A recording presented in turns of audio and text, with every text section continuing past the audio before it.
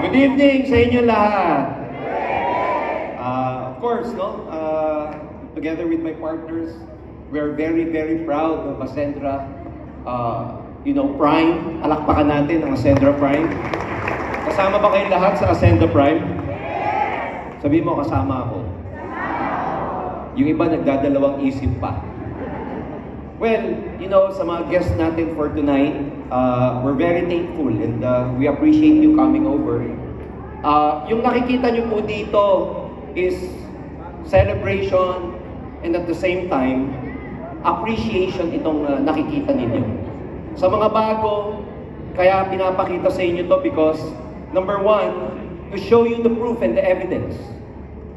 Because a lot of people, pag nakita na nila yung evidence, nakita nila yung proof, doon lumalabas yung belief system nila.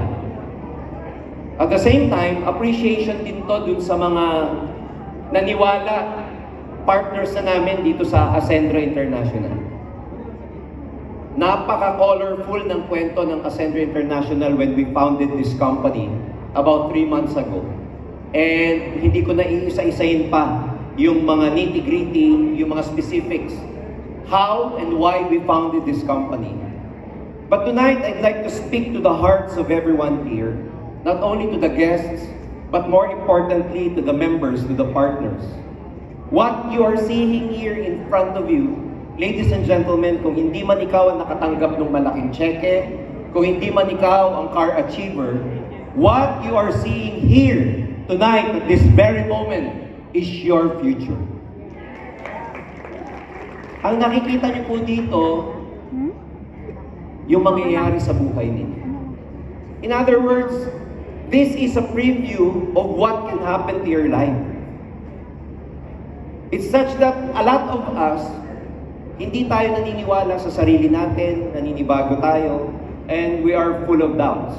Sometimes even you as partners, as members of Ascendra International, minsan hindi natin na-appreciate kung ano yung nandito sa o nangyayari sa community natin. But the truth is, napaka-swerte, fortunate ng part ng organization ng to, ng part ng community na to. Kasi meron na kayong tools, meron kayong system, meron kayong mga mentors, meron kayong success partners para turuan ka kung paano mo ma-achieve yung mga pangarap mo. And they have the proof. Can these people teach you? Of course. Sa community lang nila. Hindi pa po ito sa buong Ascendra. For 3 months, sa buong community ng Ascendra Prime, tumanggap ng almost 20 million pesos. Yung nasa grupong ito. Yung mga nakita niyong check sa harap, people like Tita Chona, sila Aldem, sila Good, everyone, accumulated check po yun.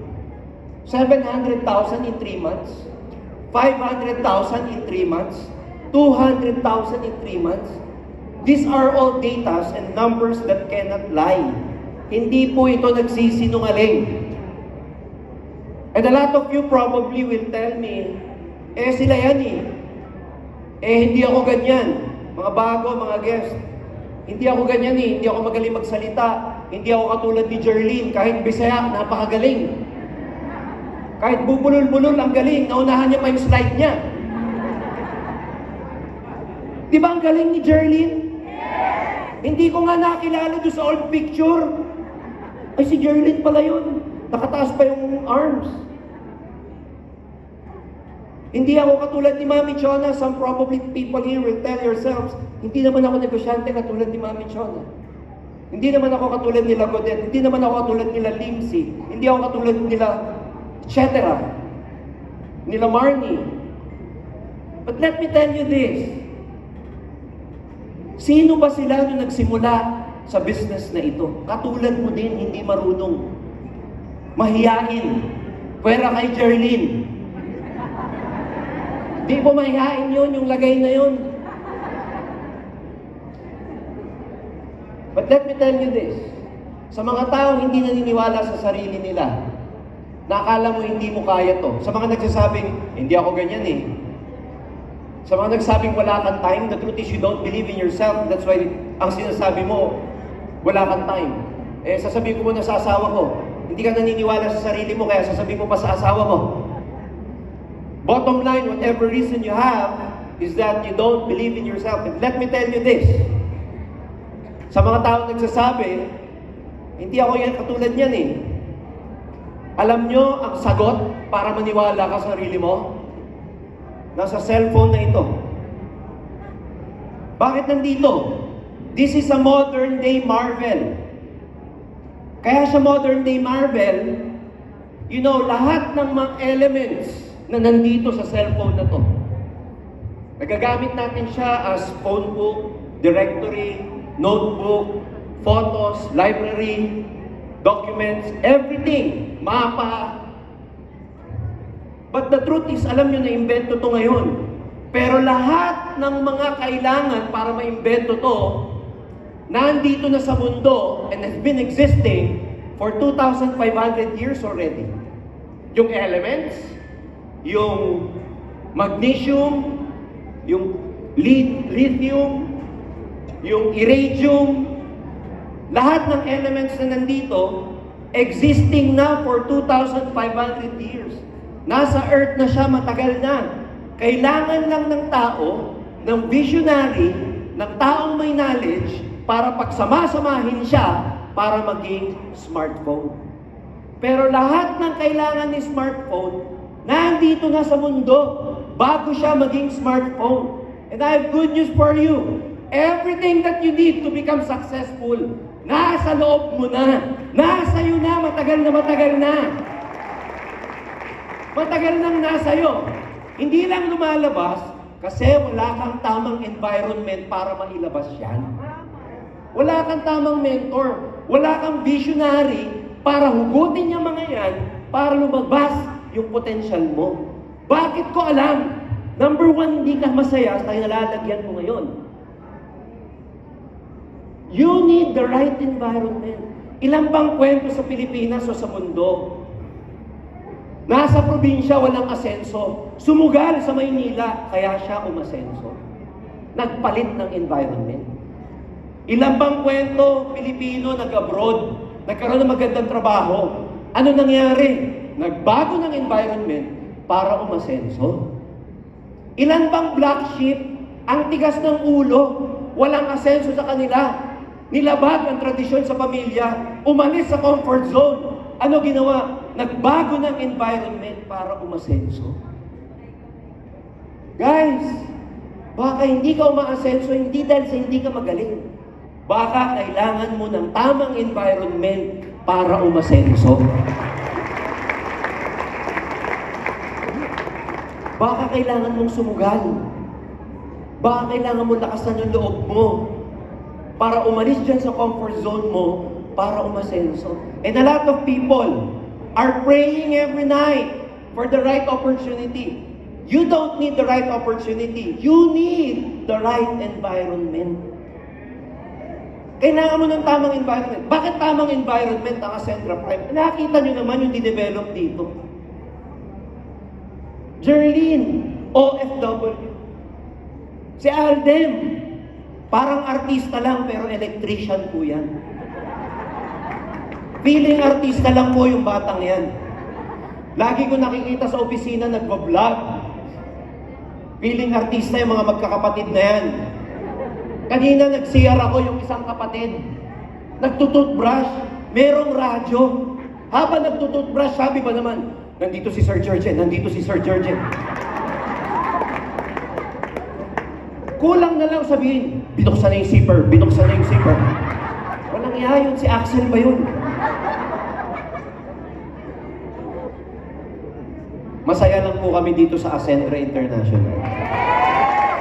And more importantly, nowadays, with all this marvel happening around us, with all this technology happening, our lives, survey says, study says, humankind is so stressful more than ever in the history of mankind. Ang daming bilyonaryo, ang daming technology, ang daming magagandang sasakyan.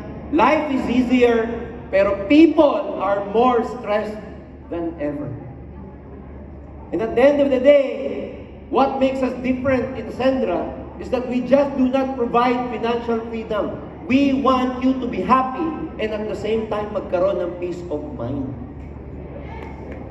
Because more than anything, peace of mind ang pinaka-importante sa lahat. And peace comes with a price, unfortunately. Kailangan in-earn ng peace, tinatrabaho.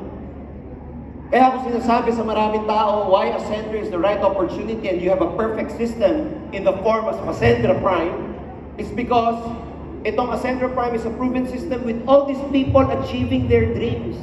3 months old, can you imagine our data? Pag hindi ka sumabay, maririnig nyo pa rin kami. Pag hindi ka sumama, makikita nyo pa rin kami sa social media. Sasadyain namin makita nyo kami sa social media nyo. Kukulitin ka namin. Hanggang may kamay na gumanyan sa'yo palabas ng cellphone mo. At kausapin ka, sumama ka na. And we are proud of our result, but the truth is, we can never do this alone. May mga lakas ng loob na sumugal para sumama sa amin. And guys, whether you're a partner or not, we want you to take the courage and take the risk. Ayaw lang nating sumugal, ayaw nating umalis sa comfort zone natin. Ayaw nating, ayaw nating mapahamak. Pero sa stay mo sa comfort zone mo, hindi ka nagtatry, and that's the reason why walang progress. Members, partners, please, I'm talking to you, speaking to you, straight to your heart. Do your very best in this community. Hindi araw-araw magkakaroon kayo ng chance na merong uplines, merong mentors na gagawa ng sistema para sa inyo, na gagawin mo na lang. May nag-isip na para sa'yo. May gumawa na para sa'yo. May script na para sa'yo. May sistema na para sa'yo. Lahat nasa'yo na. Cellphone na lang ang kulang mo. May cellphone ka nga, di mo naman ginagamit. Ginagamit mo pero para tignan yung buhay ng ex mo. Tinitignan mo para tignan yung buhay ng kapitbahay mo. Bago na naman ang rep niya, buwisit talaga. Wala kang ibang gawin kundi tignan yung picture ng crush mong kaopisina. I-monetize natin. And there are people who already thought for you, who already planned for you. You just need to dig in. Huwag niyo palalagpasin kasi lagi ko sinasabi sa talk ko to. You don't get this chance every day in your life that you meet people who are willing to sacrifice to help you make your dreams come true. Hindi ka araw-araw makakakilala ng tao na susugal sa'yo, magsasakripisyo para tulungan ka. And nandito yan sa Ascendra International. Sabi sa akin ng mga partners, sabi sa akin, sometimes si Joseph, Sir, ang aga niyo pumapasok. Sabi niya, Sir, okay lang ba? Minsan wala ako dito and everything. Kasi nasa field, being a strategy officer. He doesn't need to report every day to the office. But what motivates me personally to work harder? Because at the back of my mind, ang sinasabi ko lagi sa sarili ko, kailan pa ako magkakaroon ng chance na magkaroon ng partner na katulad nila at katulad ninyong lahat kung hindi ko gagawin yung best ko ngayon? And I'd like to propose that question to everyone, to everybody here. Kailan ka pa ulit magkakaroon ng partner sa buhay para tulungan kang umasenso? Hindi lang tulungan, turuan. Hindi lang turuan, itulak. Hindi lang itulak, ingudgod ka sa mga pangarap mo. Kailan ka pa magkakaroon ng ganun? Sinong kaibigan mo, bago ka mag-Ascendra, ang minomotivate ka para kunin ang pangarap mo? Sino sa mga kaibigan mo, pero sa Ascendra, ang nagsabi sa'yo maniwala ka sa sarili mo? Sino sa mga kaibigan mo, pero sa Ascendra, ang nagsabi sa'yo papayat ka na? Wala! Because most of our friends, they talk different languages. Ang pinag-uusapan, K-drama, ang pinag-uusapan, DPWH, Senate hearing, ang pinag-uusapan si Sara Duterte. Kami hindi namin alam ano nangyayari. Ang alam lang namin yung nangyayari sa Ascendra International kasi yun ang makakatulong sa amin. Huwag na kayong mangarap maging kontraktor, maging pangarap mo ang maging ascender.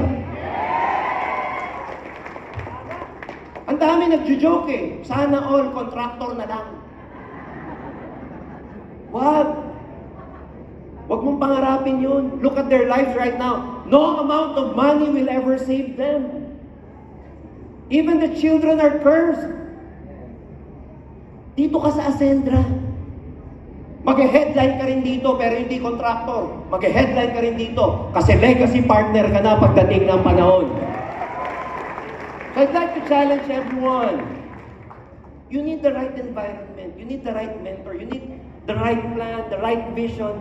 And Ascendra is here to support your growth. The numbers cannot lie. 3 months time. Payout natin, hindi ko pwedeng sabihin kung magkano. Yung kila Don lang.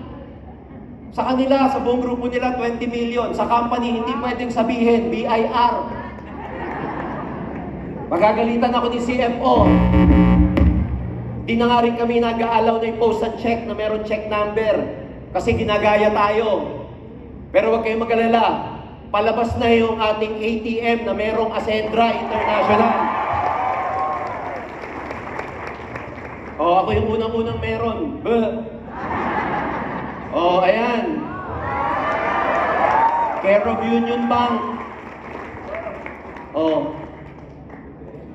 Union Bank, pero ang logo, mas malaki pa yung logo ng Ascendra kaysa Union Bank. Parang tayo may-ari. So one day, cashless na tayo. Lalabas na yung payment gateway natin. One day, ang option mo, wag na cheque, dito na lang, i-deposito namin ang mga income ninyo. Pati OFW, pwede kayo mag-apply ng ATM para ma-encash nyo na yung mga income ninyo. We will reveal all the developments this coming October 26. Wag na wag nyong mamimiss out yun. Technology na ilo-launch natin, yung learning hub na ilo-launch natin, operational-wise, may mga i-reveal tayo. We have the infrastructure to support your growth. The question is, are you prepared? Are you ready? Are you willing to pay the price? Are you willing to take courage? Marami naduduwag. So Ascendra is here to help you. We've got the experience to guide you. We've got the infrastructure to support your growth. Karamihan ng problema ng tao, sarili nila. Hindi po an opportunity. So before I leave, I want to leave you this story. Hindi galing sa akin to. Napanood ko lang sa Facebook. May isang mahirap na bata. And he keeps begging every day. Namamalimos. Namamalimos siya para makakain, para gumanda yung buhay niya, para mapagaan yung buhay niya. And he keeps asking himself, ano kaya gagawin ko para hindi na ako mamalimos? One day, may nakilala siyang matanda. Sabi sa kanya, bakit hindi ka magpunta kay Buddha?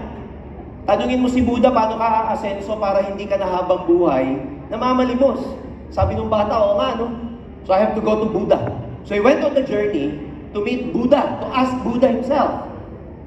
So kakabiyahe niya, layo ng biyahe. May nadaanan siya para pagpahingahan.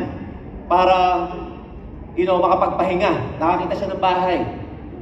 And pagpunta niya sa bahay, in-accommodate siya, pinatulog siya. The following morning, sabi niya, kailangan ko lang magpahinga because I have to meet up with Buddha. Sabi nung tatay, nung may bahay, yung may-ari ng bahay, ba't mo gustong puntahan si Buddha? Sabi niya, tatanungin ko, paano ako aasenso at hindi na ako mamamalimos? Sabi nung tatay, pwede ba pagka nakausap mo si Buddha, tanungin mo na rin itong question ko. Meron kasi kaming anak na pipi kung paano siya makakapagsalita. Sabi ng bata, sige po, when I meet up with Buddha, I will also ask that question. Biyahe na naman siya. Bundok, baba ng bundok. Pagpunta niya sa pangatlong bundok, may na-meet siya. Isang matandang ermitanyo. Sabi sa kanya, bata, saan ka ba pupunta? imimit ko po si Buddha, kaya lang pagod na po ako. Pwede niyo ba akong tulungan makabiyahe? Total, lumilipad naman kayo. Sabi niya, sige, samahan kita. So kasamang tungkod, lumipad sila hanggang makarating siya dun sa sapa. Pero habang lumilipad sila, sabi nung matandang wizard, tawagin natin Gandalf, pero hindi si Gandalf, bakit mo gustong ma-meet si Buddha? Sabi ng bata. Tatanungin ko po siya, paano ako aasenso at hindi na ako kailangan mamalimos. Sabi ng wizard, kung pupunta ka kay Buddha, pwede bang magtanong ka rin ng question ko? Sabi ng bata, ano po yun? Kasi 500 years old na ako dito sa mundo. Sa study ko at saka sa learning ko bilang wizard, dapat nakapunta na ako sa heaven. Pero hindi pa ako makapunta-punta sa heaven. Tanungin mo naman si Buddha, ba't hindi pa ako makapunta sa heaven? Sabi ng bata, sige po, pag damit ko si Buddha, tatanungin ko po siya. Pagdating niya sa sapa, at papunta na siya sa final destination niya, ang haba po ng ilog, di siya makatawid. May na-meet siyang isang malaking pagong, turtle. At kinausap niya, pwede mo ba akong itawid papunta sa lugar na yun? Sabi nung matandang turtle, sige, sumampa ka sa likod ko. Ano ba gagawin mo doon? Sabi nung turtle. Sabi nung bata, well, gusto ko makausap si Buddha at tatanungin ko siya para hindi na ako mamalimos at paano ako aasenso. Sabi nung turtle, total pupunta ka kay Buddha, magtanong ka naman ng question ko. Ang tagal-tagal ko na gustong maging dragon. 1,000 years old na ako. Hanggang ngayon, hindi pa ako maging dragon. Turtle pa rin ako. Sabi nung bata, sige po, pag na-meet ko si Buddha, tatanungin ko yan. So ilan ang tanong sa kanya? 3. Yung bata, paano magsasalita? Yung wizard, paano makakapunta sa heaven? At yung turtle, paano magiging dragon? Unfortunately, nung na-meet niya si Buddha, nag-announce yung Buddha na kaya niya lang mag-accommodate ng 3 question. Problema, di ba may question din siya? So hindi niya ngayon alam kung anong i-give up na question. So nagkaroon siya ng discernment, nisip niyang mabuti, total bata pa ako, ano ba naman yung question ko na ang i-give up ko? Kasi yung turtle, kawawa naman, 1,000 years old na. Yung wizard, 500 years old na. Tapos yung bata, hindi makapagsalita. Eh ako, bata, manamalimos lang, pwede pa rin naman ako mabuhay. So tinanong niya ngayon si Buddha. Number 1 na tanong niya, may na-meet po akong bata, ninamit akong tatay ng anak, Pipe. Ang tanong sa akin, paano makakapagsalita yung bata? Sabi ni Buddha, well, the moment that young girl meets her soulmate, that young girl will eventually talk. Okay. Pangalawang question po. Meron kasing wizard, 500 years old na po siya. Hindi pa daw siya makapunta-punta sa heaven. Ano bang gagawin niya para makapunta sa heaven? Sabi ni Buddha, sabihin mo doon sa wizard, i-give up niya yung staff niya, yung tungkod. Kasi yung staff niya, yun ang nagiging anchor niya kung ba't hindi siya makalipad papuntang heaven. Okay, sige po. And last, yung turtle na sinakyan ko, paano daw po siya magiging dragon? Sabi ni Buddha, you just have to tell him, or to tell that turtle, lumabas siya sa shell niya. Lagi kasi siyang nasa shell niya eh. Kaya hindi siya maging dragon-dragon. Sabihin mo, i-give up niya yung shell niya para maging dragon na siya. And eventually, he bid farewell to Buddha and he went back to his journey. The moment na makita niya yung turtle pabalik, sabi niya sa turtle, sabi ni Buddha, i-give up mo lang daw yung shell mo. Pag ginib up mo, magiging dragon ka na. Sabi ng turtle, ganun ba? O sige, tulungan mo ako tanggalin yung shell ko. The moment na tinanggal yung shell, punong-puno po ng pearl yung shell. At binigay dun sa bata yung pearl. And then yung turtle, naging dragon na. The moment na na-meet naman niya yung wizard, sinabi niya sa wizard, para lumipad ka papuntang heaven at makarating ka doon, you just have to give up your staff. Because that is your anchor kung ba't hindi ka makalipad-lipad. Ginawa ng wizard with all his wisdom and might and power and magic, binigay niya yung staff dun sa bata. Last, nung na-meet niya yung matandang lalaki, yung tatay. Pagpasok pa lang niya, bumaba yung batang Pipe. At alam niyo, pagbaba ng babaeng Pipe, nagsalita. Sabi niya, is that the boy who was here last week? Yun pala, yung batang lalaki, siya pala ang soulmate ni Tite.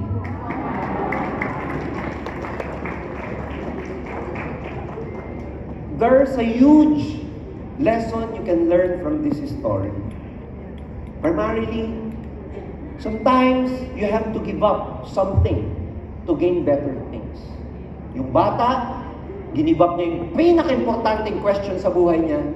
Pinagbigyan niya yung question ng ibang tao. By sacrificing, he gained more. And in life, specifically in Ascendra, upline success partners who are here, if you want to become successful, most of the time you have to sacrifice. And akala mo nagsasacrifice ka. But the universe knows, whatever good deeds you do will always go back to you. The turtle, the wizard, they had to give up something. Yung turtle, yung wizard, they have to give up their comfort zone. For the turtle to finally become a dragon, for the wizard to finally fly to the heavens. And most of the time, you are not able to really get your goals in life because you are stuck with your comfort zones. Tonight, I challenge you, give up your shells. Makakapagod na yan. I-give up mo na yung shell mo. Huwag ka na maging turtle. Turtle tuloy. Sa Bisaya, tortol. Sa Ilocano, turtle. You have to give up your shell so you can finally fly. I challenge each and every one. In Ascendra, we will help you to fly.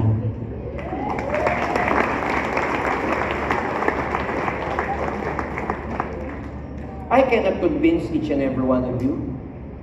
What we can offer is just our vision, our value. You come with us, we welcome you. If not, we thank you for your time.